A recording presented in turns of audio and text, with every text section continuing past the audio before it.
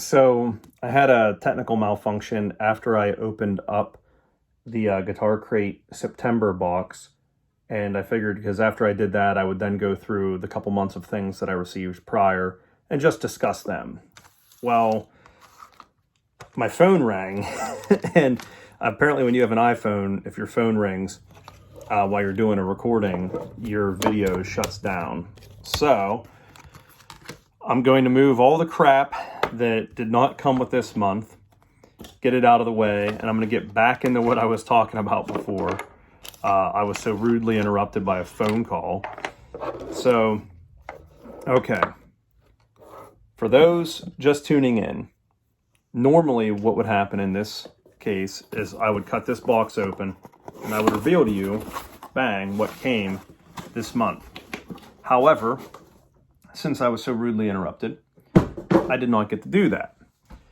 And I could pretend to cut the box again and all that, but just everything's out here. Oh, then my cat jumped on the table and, you know, she was involved in the recording process. So if this is the first time you've watched one of these guitarcrate videos, here's what guitarcrate is. Guitarcrate is a subscription service. You choose your level of involvement. $20, $40, and they have a pedal of the month club. Maybe if I stay in this for one more month, maybe I'll switch to the pedal club because it might be neat. I'm not a real big pedal guy. I bought 2 of those Line 6 HX effects units. I run them in the effects loop of my Mesa rectifiers. Not at the same time. I run one, then I have one for a backup. But that's enough about that. But you can pick the gauge of strings, the brand of strings, stuff like that. I sign up for the 2 packs of strings a month, which I get 2 Daddario sets of 10s. I restring enough guitars that I will go through these without problem, whether it's my guitar or a guitar I'm working on for someone else. In addition to that this month, now it looks like this was at one point in a package, but you can tell this would not be the package.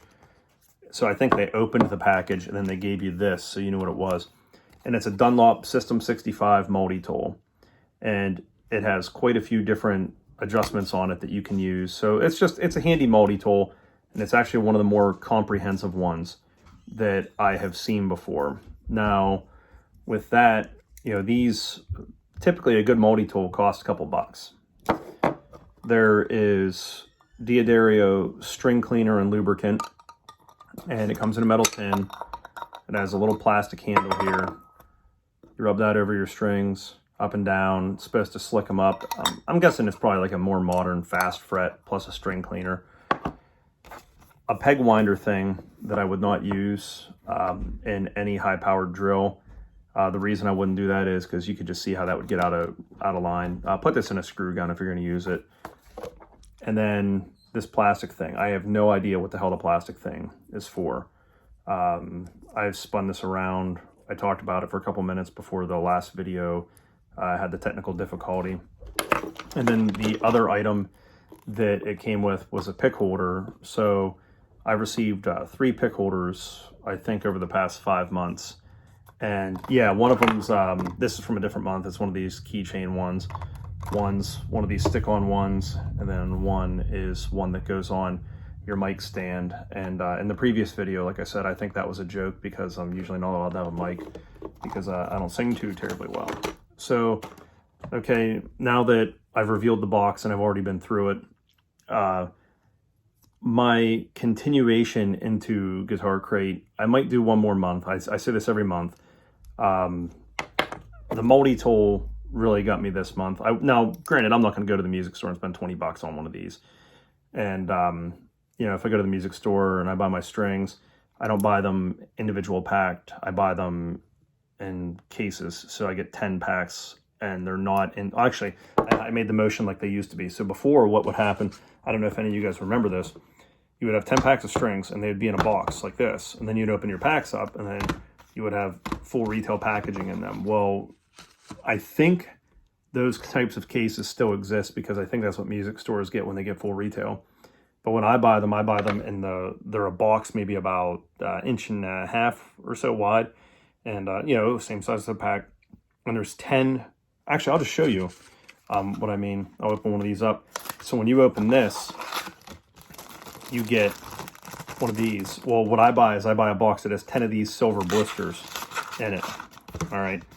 I actually never had a pack of Daddarios where the glue let go before the pull tab. So there's a little code on these. I'll try and redeem the code. We'll find out if that was redeemed. So far, none of the other months have been, so I don't find any reason to suspect that. So anyway, I wouldn't buy my strings like that. I used to. I'm not like saying that to be a snob, but I have enough guitars. I restring enough. I do enough client work that at this point, it just pays to buy them by the tens, and that way you always have a couple sets laying around. I would never go and buy one of these. It would never happen. I wouldn't have one in the shop. But now, in fairness, a guy I watch a lot of is Dan Earlywine, and he uses one of these. I don't know if he uses this brand, probably the Stu Mac one, which is probably the Daddario one with a Stu Mac logo, and it costs $70 instead of whatever one of these, 12, 15 bucks. Okay, so that'd be this month. Now, why is all this other crap here in our awesome studio? Well, what I wanted to do at the end of that video was to discuss 5 months of value. What did you get from it? Now, I don't have all the packs of strings up here. I have 2 of them up here because, like I said, I restring enough guitars. As they came in, I'd work on them. Or if I sold a guitar, I'd throw a pack of those in. You know, back in the old days when you bought a guitar, here's a free cable, here's a set of strings, here's a handful of picks. Get this shit going. You know, let's get this player started on the right note. So I didn't have all them up here. So let's just keep a tally. So 5 months, 10 packs of strings. A guitar tuner, clip-on. Much better quality than one of those Snarks, comparably priced. Microfiber cloth and string cleaner individual wipes. I remember when these came out for firearms, like Rem oil wipes. They were very, very, very handy to hunters and all that. These gravity picks, I got them in the 1 month package. This weird adjustable insert pick thing, I couldn't give this away to anybody. This month was the stick-on pick holder. I think 2 months ago, or maybe 3 months, I don't know, you'd have to look at my past videos, was this Dunlop keychain holder. String cleaner, pick holder, Music Nomad spanner wrench, on stage locking guitar stand. And I had previously not opened this up, but during the video that got screwed up, and if I can find a way to splice 2 videos from my iPhone, I'll try and do it. This wasn't open, I just opened it for this. You get a cloth which is not a microfiber cloth. This is for cleaning your frets and your fretboard. It's a little bit more abrasive. You get a nice bristle brush, has sharp edges. This is really good for getting along the sides of those frets. You get another pick tool here, and 1, 2, 3. It looks like you would probably run these maybe underneath your strings if you wanted to. And you get a container of Music Nomad F1 oil. So you can do the math on, oh shit, hold on.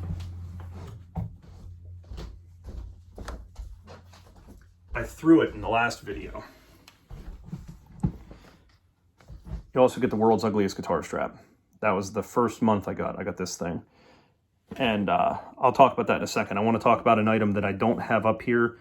It's actually in my music toolbox. So one of the months, it came with a Music Nomad multi-tool. So it's the one that you can see on Music Nomad's site. It is a adjustable screwdriver that has 7 or 8 different socket sizes just on it itself, plus a pack of tips that you can change out. And honest to goodness, I think between this and that, you could practically do every type of guitar setup. I'd have to look at the tools on there. You would need a Phillips 2 and a Phillips 3 and a longer flathead, but you should have those in your toolbox anyway. So between those 2 items I mentioned in this, you'd really be ready to get going. Spanner wrench is pretty cool. You do the math on it if you think there's $200 worth of stuff here.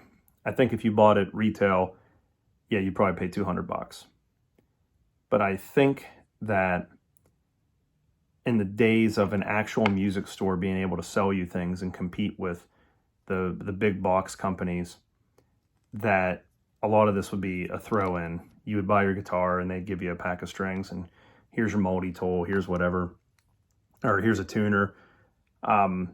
One of the things, you know, having worked in music stores before, getting a beginner guitarist interested and getting them not frustrated by what they don't have. Let them be frustrated by what they have to learn.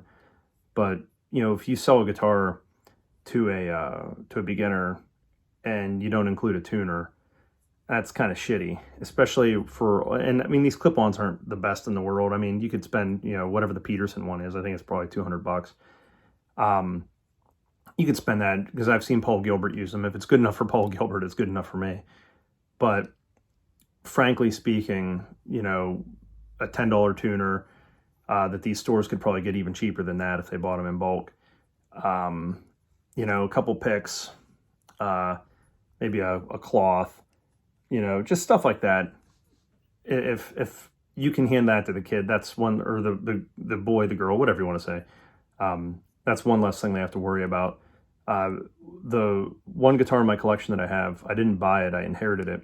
It was the first guitar I had ever played, but not the first one I had ever owned. And it was bought from a music store in Pittsburgh. I forget what it's called. And my uncle, he told me that when he purchased it, they gave him a couple sets of strings, a cable, a strap, and they had these fish bowls so you can put your hand in, and you would get as many picks as you could in your hand, and whatever you could hold when you pulled your hand out, you got to keep, and then whatever fell out, you know, they would pick up and throw back in. And I guess the trick was you went in kind of like a crab and, you know, pulled it out that way. But that kind of shit doesn't happen anymore. I've been in stores where you want to try a guitar and you don't have a pick in your pocket, you have to pay for a pick. And, you know, if you're looking at a $2,000, $3,000, $4,000, if you're looking at a $200 guitar, they should be able to find a pick in their pocket to hand to you, you know. But that's where it is. I don't know if I'm going to do another month. We'll see what happens. And, you know, if I do sign up for the Pedal of the Month Club, I'll do those updates as well. That one really doesn't interest me too much because, like I said, I run a Line 6 HX effects unit into the loop of different Mesa boogies that I run. And I'm pretty set on that. You know, it replaced the whole vintage pedal board for me, so I don't foresee me going back down the pedal route anytime in the near future. So, all right, that's what I got. Any questions, yeah, you know, find me on here.